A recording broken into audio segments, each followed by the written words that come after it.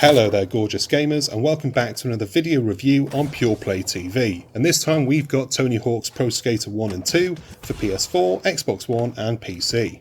But before we get started, if you haven't already, hit them like and subscribe buttons down below. Cheers my dears. I was just 10 years old when the first Tony Hawk's Pro Skater game released. I loved it to pieces, and its sequel, Tony Hawk's Pro Skater 2, even more. There was something simple and accessible about the games, but they still presented a real challenge to all players, and they were actually doable challenges. I can't count how many times I've stopped trying to get a game's trophy or achievement because the challenge was ridiculously difficult. That didn't happen back in the day, man. Tony Hawk's Pro Skater 1 and 2 is a complete remake of the first two original Tony Hawk games that released 20 years ago, and you know what? It's probably the best remake I've seen to date, and that includes my beloved Spyro Trilogy remake. The obvious changes are immediate. The graphics have been given a modern update, the gameplay has been tweaked and refined, and the levels have been faithfully recreated with only the tiniest of differences in their layouts compared to the original versions. This isn't spectacular, it's expected. What is spectacular is how the game still holds the feel and the fun of the originals without anything getting damaged during the renovations. The package itself is brilliantly put together, and it's easy to flip between the first game, the sequel, and the various multiplayer game modes. Progress and stats are carried around through all game modes, meaning that if you want to jump into the second game first, just like I did, you can do that and then go back to the first game with the improved stats gained in the sequel. Likewise, your progression carries over into the online modes too, keeping everything fluid and connected. The only real barriers are the fairly short loading times. The gameplay is still the perfect blend of challenging and accessible as it was 20 years back. The games are split into levels, and you play each level in 2-minute runs.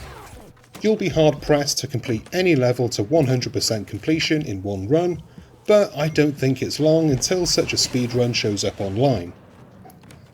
For most of us, the game will take place in 2-minute runs where you've got a set task list. Each task bags you a point, and those points are used to unlock the next levels.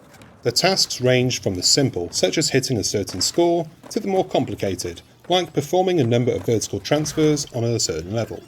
There are also competition levels here and there, where you'll just skate for the maximum points to bag the highest score. Generally, the tasks do tend to get a little harder with each new level. The high scores required will be higher, and the tasks more tricky, but never in the realms of impossible.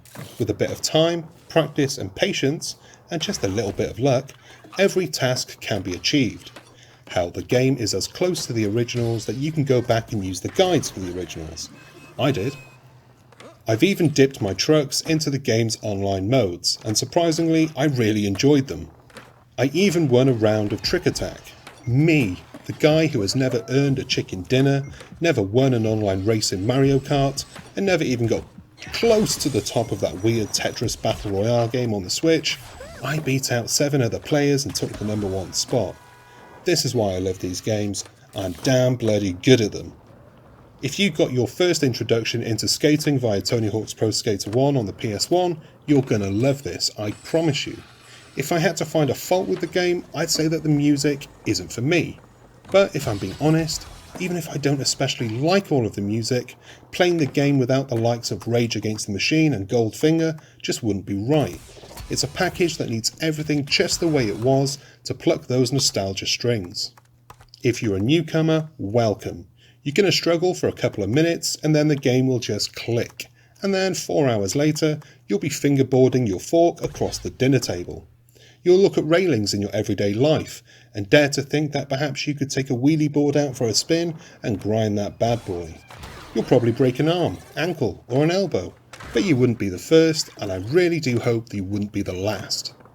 The original games got kids like me, and by that I mean regular lads who played football and rugby, into skateboarding.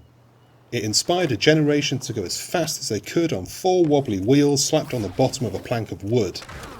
We hurt ourselves trying drop-ins with no idea how to do it, we got beat up by chavs who thought we were goths, and we got chased away from the shopping malls after trying to copy Jackass. But we had fun, and we got our asses off the couch just for a little bit. There's little chance that Tony Hawk's Pro Skater 1 and 2 will have the same cultural impact now as it did back in its day. But if a few more kids get out and give skating a go, then that's the game's true success. 2020 has given me a lot more time at home with the family, a career change, and now this. We can just go ahead and call the year done, with Tony Hawk's Pro Skater 1 and 2 sitting as a frontrunner for Game of the Year 2020. Done, I tell you. Done. And that's the end of this review. I hope you enjoyed it and found it useful. I really enjoy playing the game and making this review. It's always easier when the game is awesome. If you haven't already, go ahead and hit those like and subscribe buttons down below. It really does help us get our content out there, and it helps us bring more things for you to watch in the future. I've been Chris, you've been lovely, now skate away my dudes. Until next time, bye!